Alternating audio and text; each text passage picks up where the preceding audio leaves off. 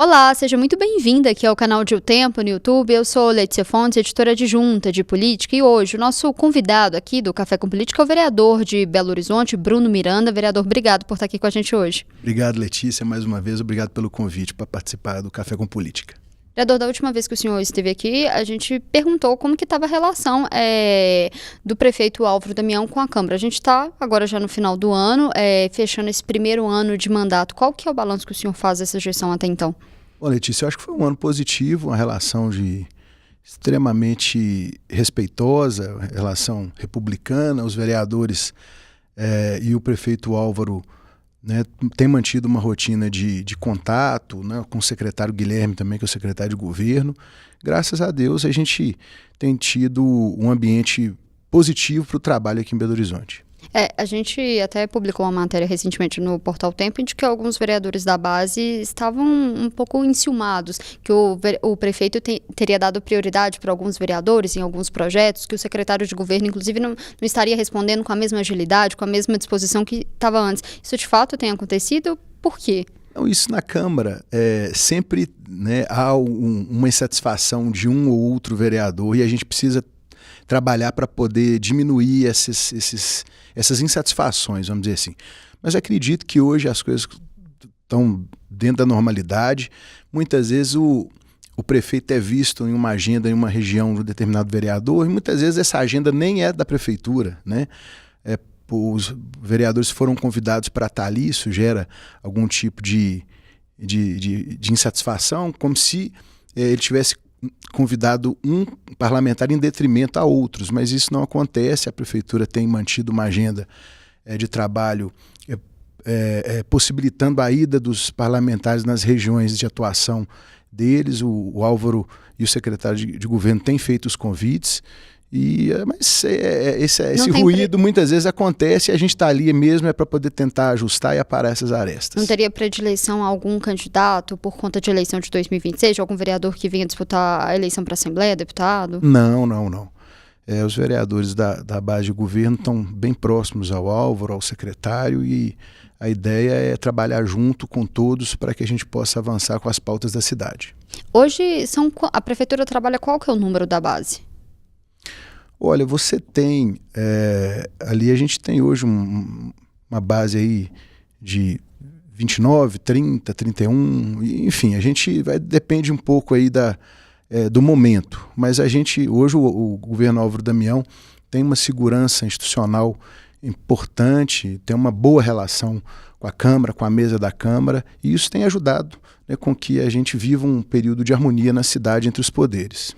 Tem um projeto do prefeito que pretende criar incentivos urbanos e fiscais para empreendimentos imobiliários, né, para interessados em construir na área central de Belo Horizonte. O senhor acredita que esse projeto vai passar na Câmara, vai ter facilidade? Como que tem sido a articulação? Bom, esse debate é recém-chegado à Câmara. O projeto foi protocolado recentemente, mas eu tenho certeza que a Câmara vai acolher muito bem esse projeto. O projeto incentiva a ocupação no local da cidade que tem infraestrutura para ser ocupado, que é o centro da cidade.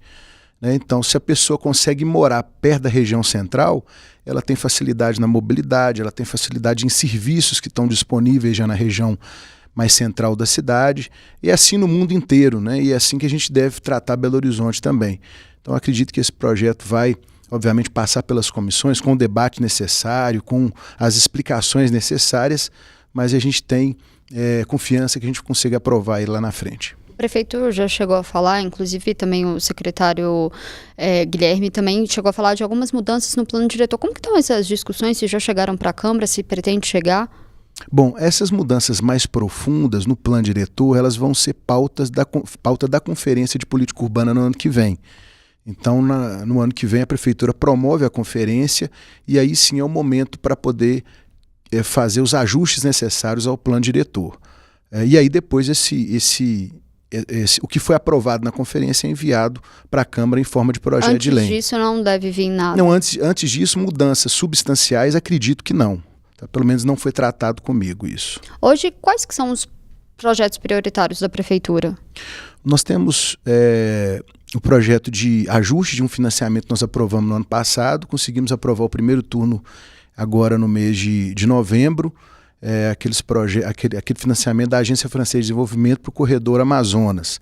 Então nós conseguimos aprovar o primeiro turno, esperamos que a gente consiga avançar no segundo turno agora em dezembro, e mais 2 financiamentos, um do BNDES e um outro também um financiamento internacional que está previsto agora para dezembro, primeiro turno.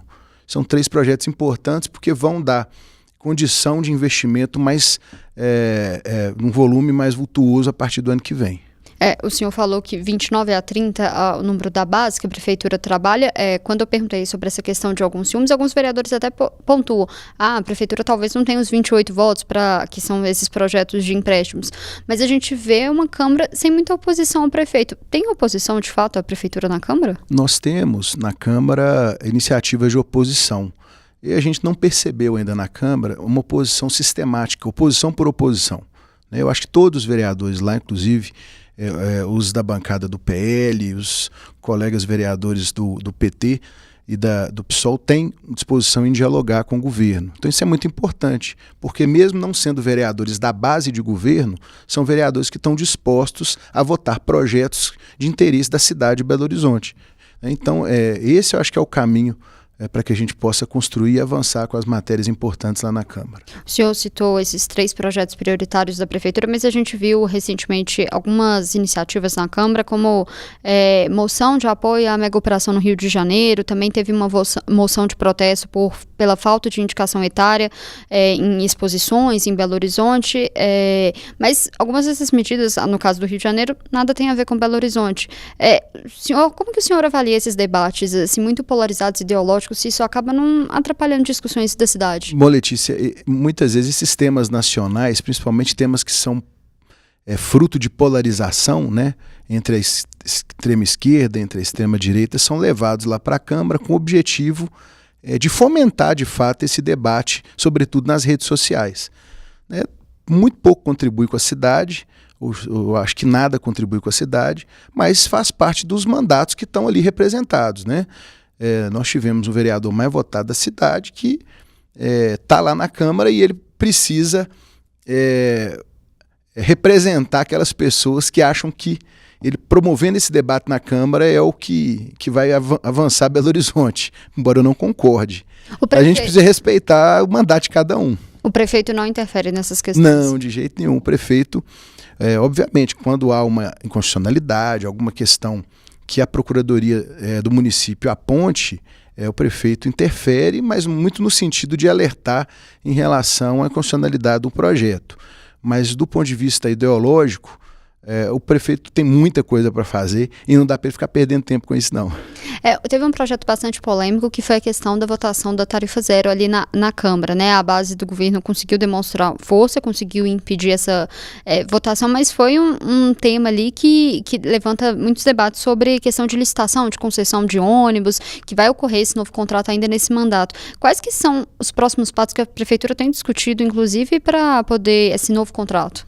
Eu acho que o grande desafio do governo, um dos grandes desafios do governo Álvaro Damião é se aprofundar nesse tema para colocar na praça um novo modelo de contrato que, de fato, atenda os anseios da sociedade de Belo Horizonte, né? E esse contrato já está acabando. Talvez o que causou essa comoção na cidade foi a falta de nós não alertarmos que o projeto era, de fato, muito inviável, né? Ou seja, você está no fim de uma concessão, não tem a menor possibilidade daquilo ali virar de um dia para a noite um ônibus de graça para a população. Isso nunca foi dito pelo próprio prefeito. Ele sempre alertava a dificuldade e os impedimentos em relação a esse projeto. Agora o momento é outro. O momento é da prefeitura se debruçar com a sua equipe técnica para poder pensar um novo modelo, um modelo que de fato vai atender a sociedade de Belo Horizonte, né? Um desafio muito grande. Nós temos há 20, 30 anos atrás nós não tínhamos outros modais de transporte aí com tecnologia que a gente tem hoje. Isso tudo precisa ser pensado dentro de uma realidade que a gente vai enfrentar daqui para frente. Mas essa questão da tarifa zero é um assunto completamente inviável ou a Prefeitura pode construir um meio termo ou tem trabalhado com isso? Acredito que da forma como foi colocada é inviável. O que a Prefeitura pode, num próximo contrato, de repente estudar, viabilizar uma tarifa social, uma tarifa gratuita para aquelas pessoas que estão no CAD único, enfim, estão procurando emprego, né, para aquelas pessoas que realmente têm a necessidade de se deslocar e não tem a mínima condição. Antes de 2028? Antes de 2028 eu acho difícil que a gente consiga grandes alterações nesse contrato que está vigente. Uma das críticas que aconteceu sobre essa questão de algumas gratuidades, logo quando foi aprovado o primeiro subsídio, né, o projeto que vocês vereadores aprovavam previam algumas contrapartidas, e algumas dessas contrapartidas previam algumas gratuidades, só que algumas ainda nem foram regulamentadas. Qual que é a dificuldade? O que falta? Pois é, ou seja, a gente precisa avançar com o que já foi aprovado, né? Então, não adianta a gente ficar vendendo lote na lua para a população. Vamos pegar a equipe da prefeitura, a Sumob, e cobrar as regulamentações necessárias ainda para o que já foi aprovado, né? Que já vai conseguir avançar bastante. E aí, daqui 2 anos, e 2 anos está aí, a gente vai precisar pensar de fato num modelo sustentável daqui para frente, para os próximos 15, 20 anos. Essa discussão da tarifa zero gerou até um clima ruim entre vereadores, com retaliações, exonerações. A gente teve até o vice-líder também que saiu da posição. Já foi superado essa questão ou não? Já foi superado. A gente tem uma relação de muito respeito com o vereador Elton, que é uma pessoa que a gente respeita muito, e desde o início ele colocou a dificuldade dele em relação a esse tema, já que na campanha ele é um rapaz que veio do meio acadêmico, da universidade, né? Defende a gratuidade do transporte lá desde da sua origem, e a gente entende essas dificuldades, e hoje a gente mantém um diálogo aberto e respeitoso aí, porque a gente tem que olhar para frente, né, Letícia? E como que está a relação com a família Aro? A base tem se relacionado com esse grupo que tem votado junto com a base de governo? A relação é boa, uma relação de respeito, de diálogo, de conversa. Enfim, a gente tem aí conseguido manter um ritmo de trabalho na Câmara importante. O presidente tem pautado nesse último mês mesmo inúmeros projetos, e a gente tem conseguido avançar com as pautas, e é importante que a gente siga dessa forma, né? E vamos deixar para discutir eleição e outras coisas só no momento certo, para não atrapalhar a agenda da cidade. Falando dessa questão de eleição, a gente viu de um assunto que tem sido polêmico, é que a relação entre a prefeitura e o governo do estado azedou por conta da questão dos barcos da Lagoa da Pampulha. O senhor acha que essa situação pode respingar na Câmara, ou até mesmo com a família Aro, que é ligada ao secretário de governo Marcelo Aro? Acredito que não, e são questões pontuais também, né? Aí você tem uma alfinetada daqui, outra dali, mas acho que o importante é que está todo mundo pensando em trabalhar as agendas tanto do estado quanto da prefeitura, e muitas delas são convergentes. Eu acho que o importante é isso. Mas na sua avaliação é melhor o barco estar sobre a gerência da prefeitura? Acredito que sim. O espaço, a gestão da administração do espaço da Orla da Pampulha e da Lagoa é um espaço que o município atua ali de forma muito mais consistente, inclusive, né? A Copasa tem sua participação importante, mas no sentido de tratamento do esgoto e de retirada das instalações irregulares ainda, sobretudo de contagem. Mas a gestão, todo o evento que é feito ali na Lagoa, quem licencia é Belo Horizonte, não é o estado. Então, assim, pela lógica, né, as pessoas moram na cidade e não no estado. Então, acho que é briga que já foi superada. A gente teve uma operação recentemente da Polícia Federal que olhou ali questão de licenças ambientais, que foi muito para o governo do estado, mas também teve algumas coisas em relação à Prefeitura de Belo Horizonte. O senhor acredita que o time dessa questão da discussão ali dos barcos da Lagoa foi o melhor, né? Tendo em conta que a Lagoa da Pampulha sempre tem muitas críticas em relação à limpeza, se esse é o momento certo? Letícia, eu não digo nem o time, porque o que acontece? A partir do momento que a prefeitura, junto com a Copasa, identificaram uma condição uma condição da água favorável à navegação, inclusive a Federação de Esportes Aquáticos acompanhou, inclusive fez uma avaliação separada, ou seja, ela contratou uma empresa específica para poder também fazer as suas próprias avaliações e ter suas próprias conclusões. E também chegou no resultado de que a qualidade da água estava satisfatória para a navegação. Então, por que não, né, iniciar esse momento em Belo Horizonte, depois de tanto tempo, tanta discussão em relação à Lagoa? Falando agora um pouco sobre eleição do ano que vem, o senhor falou que esse é um assunto para depois, mas o senhor é presidente municipal do PDT em Belo Horizonte. Como que o senhor tem avaliado a chegada do Calil no PDT? Se vê com bons olhos a candidatura dele ao governo do estado? Olha, Letícia, o Calil é uma liderança importante da cidade de Belo Horizonte, foi nosso prefeito aqui por 2 mandatos, manifestou o desejo de vir para o PDT o acolheu, e ele tem toda a legitimidade de discutir internamente com o partido e também com outras forças políticas um caminho que ele possa trilhar no ano que vem. A gente está conversando com ele, estamos com a expectativa que ele seja candidato ao governo do estado, mas obviamente ele tem toda a liberdade de definir isso aí mais para frente. Se não for o governo do estado, pode ser Senado, algum outro cargo? Eu acredito que sim. Assim, a conversa inicial é que ele esteja disposto a encarar uma candidatura majoritária para o governo. Essa é a disposição que ele demonstrou. Muito se fala nos bastidores de um eventual, inclusive, apoio do PT a uma candidatura do Calil em 2022, né? O Calil e o PT estiveram juntos, ele estava no PSD. Tem, de fato, alguma conversa PDT com o PT em Minas Gerais ali para alguma aliança? Não há nenhuma conversa institucional ainda em relação a esse apoio. Mas o senhor como vê? Se caso ocorresse, teria algum problema? Todo candidato precisa conversar com todas as forças políticas, né? E acredito que no momento certo, acho que em 2026, logo no início, ele vai conversar com todo mundo e ver qual que é o caminho que ele vai adotar caso ele de fato seja candidato. O Calil é uma figura bastante polêmica, o senhor que está na Câmara há bastante tempo, ele não tinha uma boa relação, inclusive, ali no Legislativo, na Câmara. O senhor acha que isso pode pesar também para a eleição, para algum apoio? Acho que tudo pode pesar, né?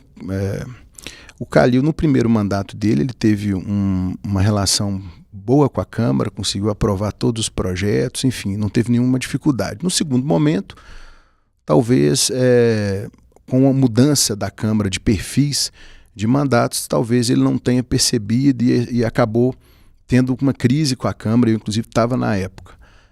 Bom, eu acho que tudo na vida serve de aprendizado para que as pessoas possam melhorar e aprimorar suas relações, né? Acredito que ele, mesmo com a essência dele, aquele jeitão dele, mas tem um bom coração, eu acredito que ele vai dialogar com todo mundo que precisar aí. Teve alguma resistência dentro do PDT ali à chegada do Calil ou alguma coisa? Não percebi nenhuma resistência. O senhor falou sim que a princípio a intenção é se lançar para o governo do estado. Eu sei que o PDT ainda vai discutir essa questão de chapa, mas pode pleitear o PDT uma vaga para o Senado? Quais são os planos ali para o PDT para o Senado e para essas eleições? Olha, nós temos um pré-candidato ao Senado do PDT, que é o deputado Mário Eringer, que já manifestou interesse e o desejo de participar de um processo de uma eleição no Senado. O Calil vem inicialmente para ser nosso candidato ao governo do estado. Então, dentro dessa construção, a gente obviamente não ganha nada sozinho, né? A gente precisa conversar com outras forças, outras candidaturas, outros partidos, para quem sabe lá na frente achar um caminho. Já tem algum partido em mente? Ainda não. Perguntando agora do senhor, a gente até conversou isso, o senhor pretende se lançar também como candidato nas próximas eleições e para que cargo? Letícia, a princípio, para deputado estadual é uma construção que a gente já vem trabalhando junto ao partido há muito tempo. Eu já estou no PDT desde adolescente, vamos dizer assim, e talvez esse seja um momento para a gente poder também lançar uma candidatura. O PDT vinha discutindo até então uma questão de uma federalização ou fusão. Esse assunto vai ficar para depois? Como que tem sido essas discussões dentro do partido? Acredito que sim. A ideia do PDT é seguir sozinho, se fortalecendo nos estados para disputar a eleição em 2026. Vereador, já caminhando para o final, eu queria que o senhor falasse um pouco de um projeto do senhor que destinou emendas para laboratórios digitais de prótese bucal. O que é esse projeto? Como que tem encaminhado isso com a prefeitura? Bom, Letícia, isso vai revolucionar o tratamento odontológico, sobretudo em relação às próteses digitais no município, né? A gente tem aportado recursos de emendas do orçamento para a Universidade Federal de Minas Gerais, que está criando, né, um laboratório digital moderno para atender exclusivamente via Sistema Único de Saúde, né? Belo Horizonte, através da Secretaria, também já está pensando no modelo. Então nós vamos temos ajudado o que a gente pode, a Universidade Federal de Minas Gerais, para botar de pé esse laboratório, porque o futuro da odontologia, o presente da odontologia nos consultórios particulares tem sido a inovação, a digitalização dos processos, sobretudo em relação às próteses. Você melhora o resultado, melhora o tempo, resolutividade, e a gente quer que o serviço público também faça dessa forma. Então, por isso, iniciamos na UFMG e, se Deus quiser, em breve, na Prefeitura de Belo Horizonte. Vereador, queria agradecer a presença do senhor aqui hoje, sempre muito bem-vindo também, voltar outras vezes. Obrigado, Letícia, pela acolhida de sempre, estamos à disposição. A gente fica por aqui, mas você acompanha esses e outros conteúdos aqui no canal de O Tempo, no YouTube e também no portal otempo.com.br. Até mais.